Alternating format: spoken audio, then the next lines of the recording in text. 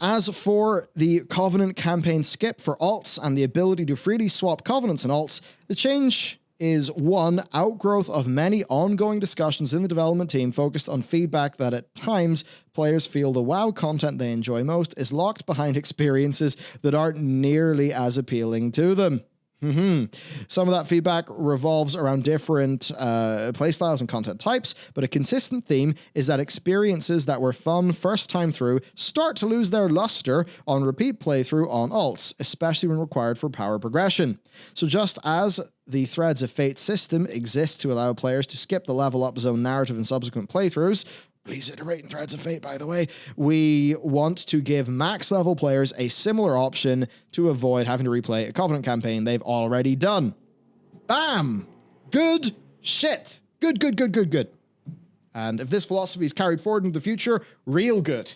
And let me say, I'm not going to say, Blizzard, that you just go and radically change the game to have, all the jobs in one class like Final Fantasy XIV, but at least investigate the legacy system of Star Wars The Old Republic, because that is basically a way where they have account-wide progression, but still, your character is a character with a class with its own story.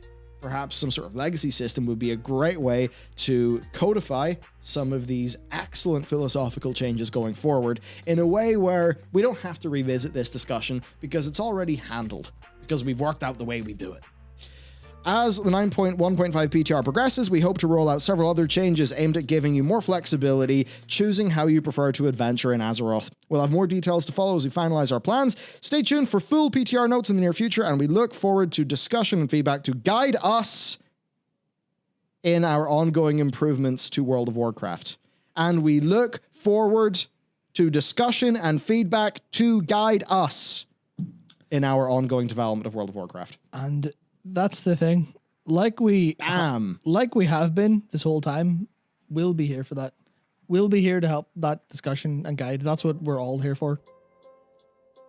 Yeah. So holy shit, there's 4,300 people in the stream right now. Hello, 4,000 people. Insane. Hello. Yeah. So if you want discussion, you want feedback, like set up the systems for that discussion and that feedback to happen. Set it all up, and we will absolutely engage with it the best we can. Buckle up, buckaroo. It's going. Matt, you've got your video on the steps WoW needs to take. Yep. That's going to be dropping on Monday. Hopefully. We want to do that before PTR comes out, so it might not be as tightly edited as maybe we originally planned, but we're going to drop that on Monday. I am working on a video on how we think that class order halls could be a fundamental part of World of Warcraft going forward. Could even be a backdoor pilot to a player housing system. Because, hey, you're the High Lord of the Silver Hand. They're not going to give you a lodging or an apartment in there to deal with. Just some thoughts. So we're going to engage with this because, here's the thing, right? A lot of people have said there's bad shit going on at Blizz. Women are being badly treated. People of color are being badly treated, LGBT plus people are being badly treated, etc., etc. And that is a big, big fucking problem, right? Because, when that shit's going on in a team, you can assume there's a lot of other bad stuff going on, right? That is absolute bad shit, unacceptable. What I will say is that it does seem like the people involved in that are getting the boot where it makes sense. Now, there are issues with Blizz. The forced arbitration's probably not going to change. There is stuff like that. But listen, if you only played games where the people who work on them, and if it's an American developer and where they don't have a forced arbitration clause in their contract, you'd only be playing indie games. And actually, you might be a lot happier for it, funny enough. But, we're basically this situation. I've put the feelers out. I know. It's not stuff that I can say because I've heard what seemed to be slightly different versions of the same story from different people. But TLDR, I heard accounts of how basically, in a way, Ian conducted himself on the day where all the shit went down with Blizz. And those were, even though they varied in details, they were unanimously in the direction of he acted correctly, acted in an honorable fashion that was in the best interest of the people working under him.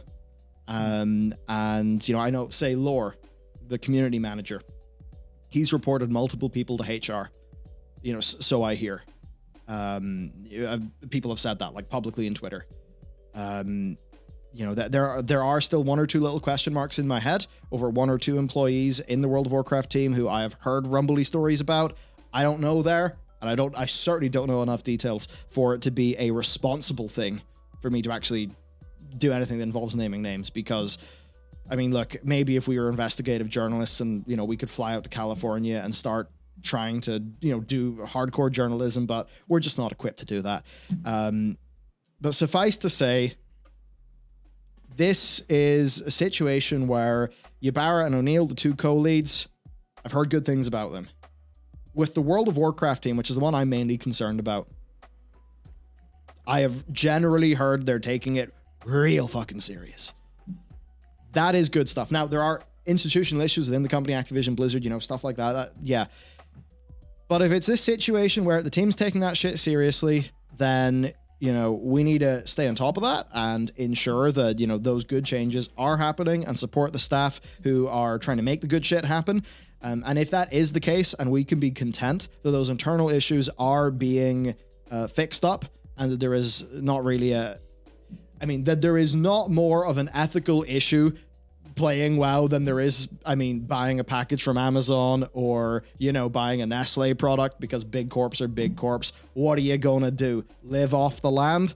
Then, 100% it's time to engage. If they are saying we look forward to discussion and feedback to guide us in our ongoing improvements to World of Warcraft, if they say that and they mean that, then we are going to fucking run with that, because we don't want to abandon this shit. We want this all to be good. So that's the crack. That's how it is. That is how it is. So, right, Shadowlands developer update. This is the blue post that they've done overall. Before we go into the 9.1.5 content update preview, is there any further comment you've got? No. I think you covered most all of it there. It's just the idea of this isn't a solution. This isn't a fix. This isn't, everything's all happy and nice now. This is literally the very first step. It is a good first step. It is just they need to take the second step, and they need to take it quickly. Mm-hmm. And honestly, even there's something we'll get to later, which is they posted a developer update schedule on Twitter, which is literally just big. Literally just a list of things. And it looks to me like I was talking to you about Rogue Legacy 2, and they have a roadmap which is here's all the stuff coming in this patch. They just did that here for this. They posted on Twitter. It's it says Legion Time Walk with Mythic Plus, improved Covenant swapping, conduit energy removal, and a whole bunch of shit we'll get into. But that's they're communicating. They're communicating to us about what's going on. Yeah. If they could improve that a little bit more, then as far as, Activision Blizzard stuff aside, World of Warcraft as a product, regardless of how people are engaging with it, will improve. That's right. That's what I think outside of people who have been burned to the point of spite, I think the vast majority of people want that to happen. I can't massively blame some of those people, to be honest. Me neither.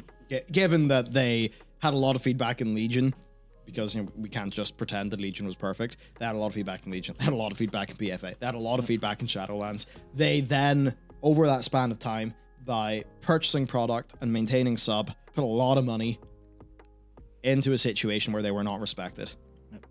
Just remember parts of BFA and the strange doubling down on shit around 8.0 and some of those. There's a few of those posts Lore had to make where I just thought, fuck, man, I know you know your names in this, and I can't believe that you think this is good stuff. I'm fairly sure you don't, but it's your job to make the post, and now it's attached to your name.